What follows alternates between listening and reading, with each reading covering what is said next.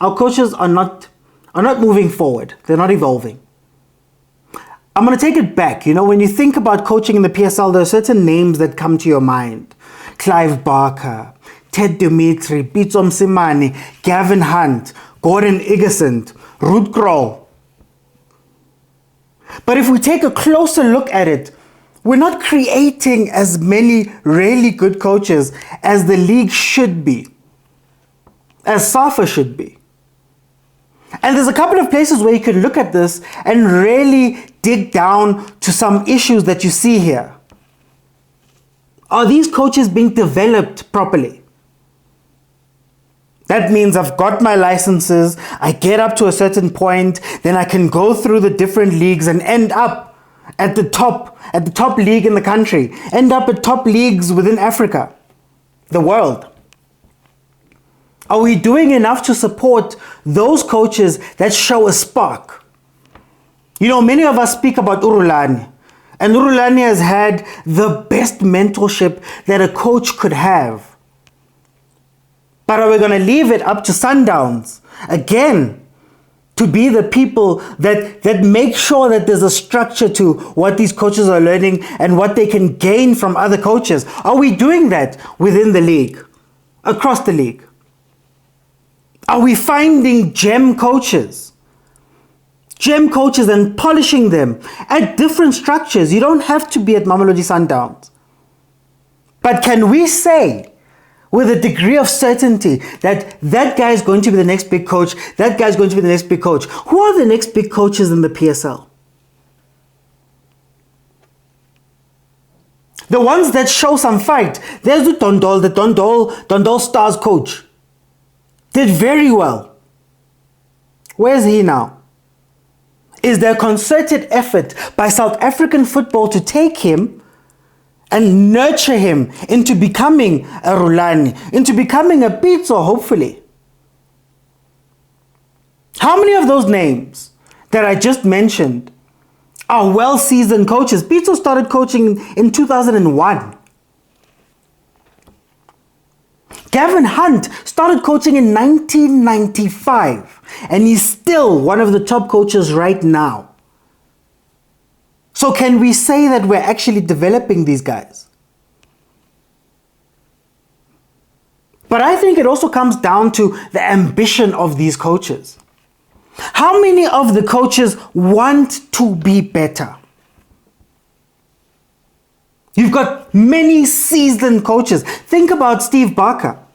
A few weeks ago, he was being celebrated for taking over his 200th game at Stellenbosch.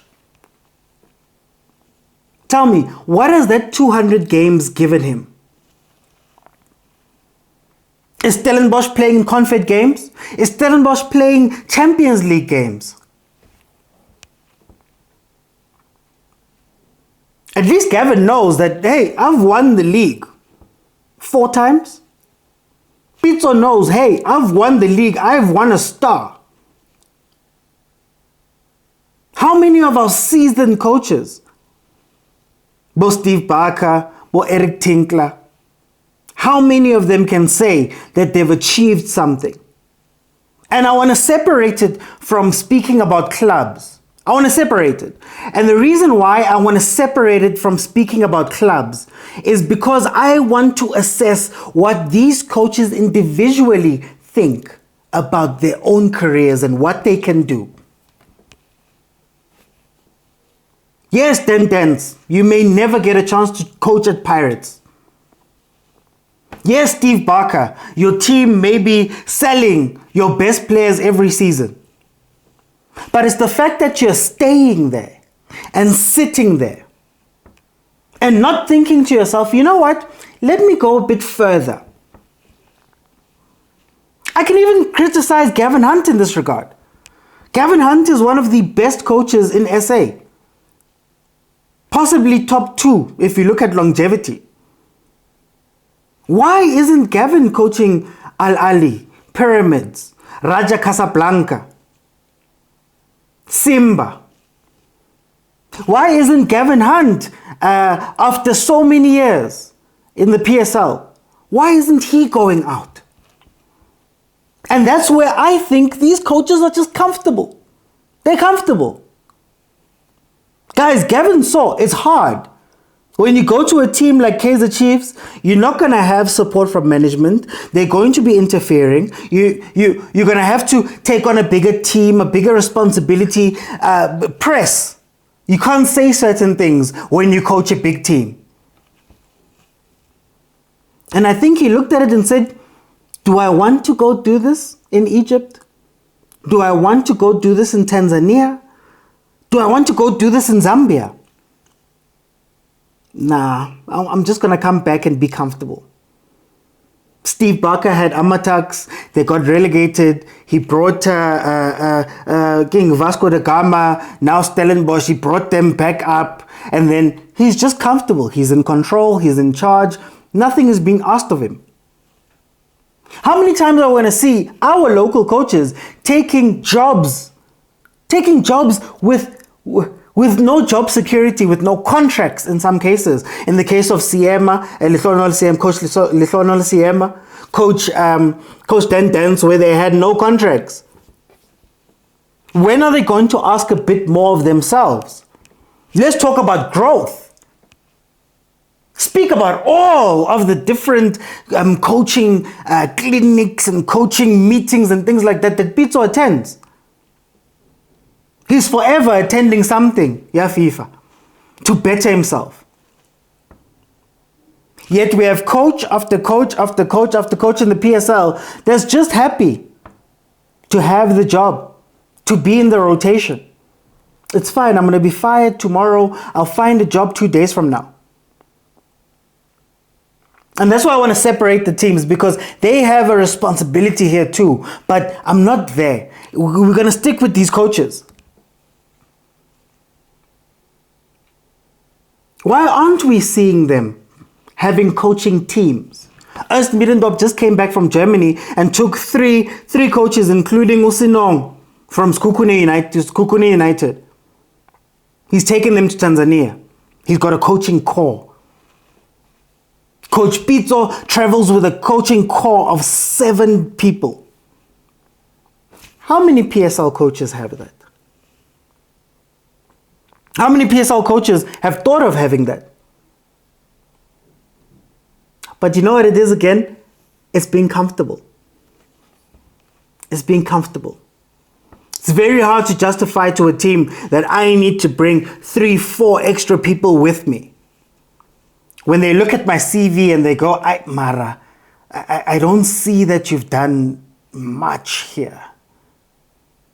How do I justify you bringing your own trainer, assistants, analysts, and all of that stuff? Again, it's because they're comfortable.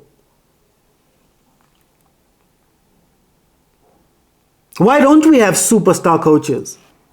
Yet every day there's a job that's filled. Every day we see the same faces rotating around. And when teams want to get uncomfortable, they go overseas to go get guys that have never played, that have never watched a game of South African football. Why are they more valuable? It's because our coaches are not taking this as serious as they should. Last time I did a video like this, we spoke about the players. Now I'm speaking about the coaches. What ambitions do you have? Do you want to get better? You know, I hear coaches listening to Urulani when they speak to other coaches about Urulani, and they're like, oh my gosh, it's so complicated. He does these complex things. That's because he's trying to better himself as a coach. Now you turn around and ask some of the coaches that have been in the league for 5, 10, 15 years. And you ask them, why aren't you coming up with advanced tactics? Why aren't you studying? The English Premiership is free to watch. Well, it costs an amount that you can afford, surely, as a coach. But it's right there. Why aren't you doing those breakdowns? Why aren't you watching the YouTube videos? Why aren't you coming with extreme tactics? Why are we seeing no growth? No development, no evolving. Our coaches need to do better. And our structures need to stop coddling coaches that aren't going to improve.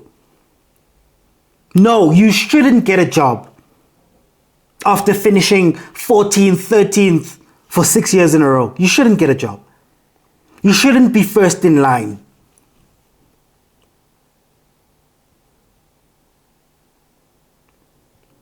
You shouldn't be getting 200 games without taking a team into a Champions League. Or for yourself, finding a team that you can take to the Champions League. What are we doing otherwise? Are we going to keep mentioning the Gavins of the world? Are we going to keep mentioning about Gordon Igerson, about Pitso as legends?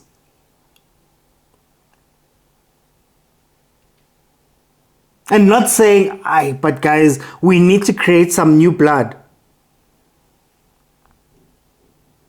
Who is the next big coach? I'm asking singularly because if I ask who are the next few big coaches, that's going to be a tough question. Who is the next big coach? Who is really going to be fighting 5 years from now? Why aren't we developing them? Why aren't we finding them? Coaches, do better. Want more. Achieve more. South Africa's not giving you a chance? Leave the country. Go better yourself elsewhere. Go ask for bigger challenges. Stop being comfortable. Because being comfortable is the reason why Sundowns is 16, 20, 25 points ahead of your team in a league where you play them twice. We need to do better. Our coaches need to do better. Our coaches need to evolve. If not for the league, do it for yourself. If not for the betterment of South African football, do it for the betterment of yourself. Find yourself in Tunisia. Find yourself in Morocco. Find yourself in the Middle East. Find yourself overseas. But improve and get better. Cannot be that our league average is so low. The top league in the country, the Premier Soccer League.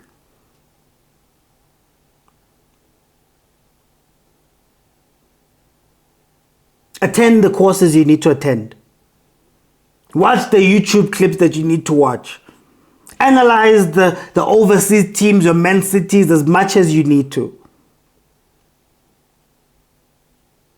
Just get better.